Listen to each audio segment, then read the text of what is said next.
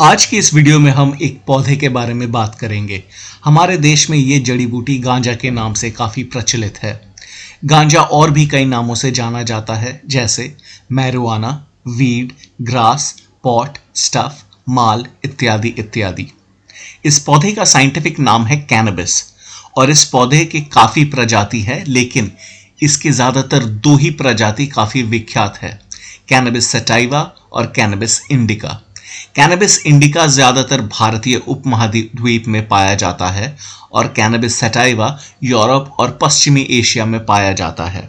भारत में कई हजार सालों से गांजे का सेवन किया जाता है और अथर्ववेद में इस पौधे को 5 महान पौधों में गिना जाता है और अथर्ववेद में गांजे के पौधे को एक पवित्र पौधा का दर्जा दिया गया है।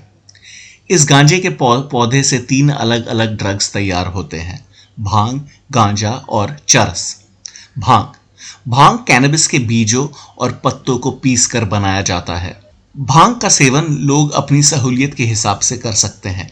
इसे आप खा भी सकते हैं और दूध में मिलाकर पी भी सकते हैं, जैसे लोग भांग लस्सी खाते हैं। कई धार्मिक अनुष्ठान में भांग का सेवन किया जाता है, जैसे होली, शिवरात्रि इत्यादि। गांजा कैनबिस के फूलों से तैयार होता है। कैनबिस के फूलों को सुखाकर फिर उसे फूका जाता है, लेकिन इसे खाने और घोलकर पीने के भी तरीके होते हैं। चरस कैनबिस के पत्तों से निकले हुए रस से बनता है। कैनबिस के पत्तों को हाथों में मलकर जो चिपचिपा रस निकलता है, उससे बनता है चरस।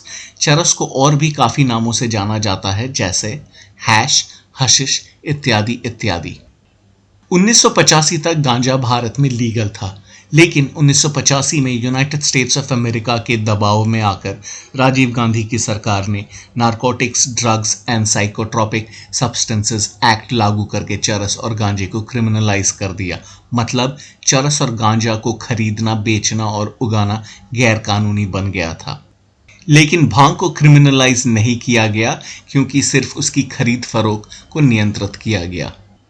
भांग, चरस और गांजा साइको एक्टिव ड्रग्स हैं। मतलब इन ड्रग्स का सेवन करने से आपको नशा होता है, जिससे आम भाषा में हाई होना भी कहते हैं। चलिए देखते हैं ये ड्रग्स आपके शरीर को कैसे प्रभावित करते हैं।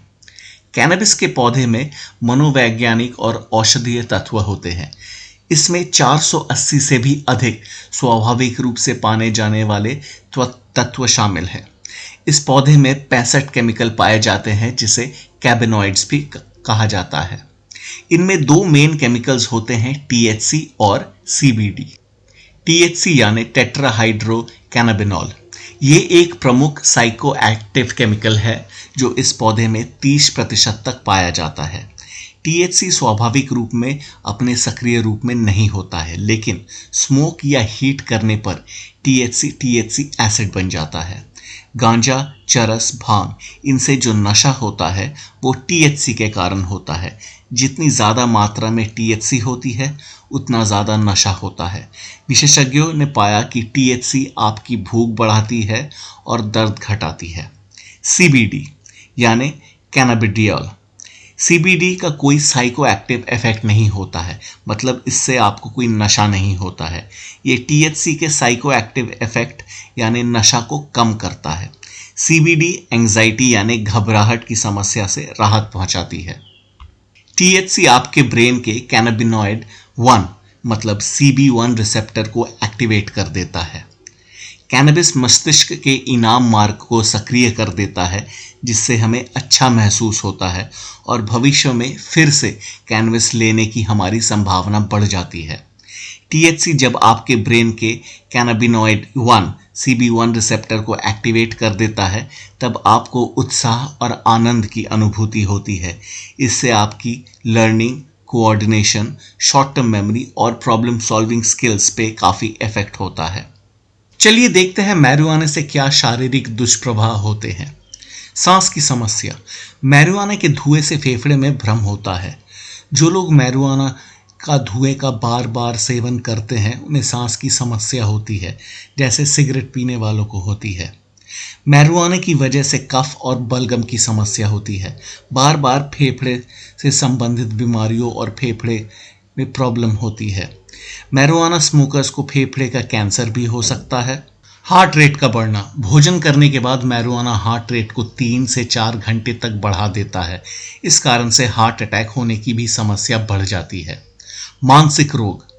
ज़्यादा समय तक मैरिजुआना के इस्तेमाल करने से लोगों में मानसिक रोग भी हो सकते हैं। अस्थायी मतिभ्रम होना। अस्थायी रूप से स्किज़ोफ्रेनिया भी हो सकता है। मैरिजुआना के इस्तेमाल से और दूसरे मानसिक बीमारियां भी हो सकती है, जैसे डिप्रेशन। मैरिजुआना के फायदे। मैरिजुआना ग्लूकोमा और मिर्गी के इलाज में काफी लाभदायक है। गांजे के मामले में दिल्ली और मुंबई दुनिया के टॉप 10 शहरों में है। मतलब इंडिया में गांजा इलीगल तो है, लेकिन बिकता भी है।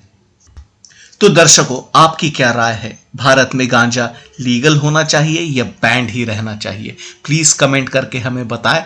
और अगर ये वीडियो आपको पसंद आए, प्लीज़ लाइक, कमेंट और शेयर ज़रूर करें। और जुड़े रहे हमसे आगे आने वाले वीडियोस के लिए। धन्यवाद।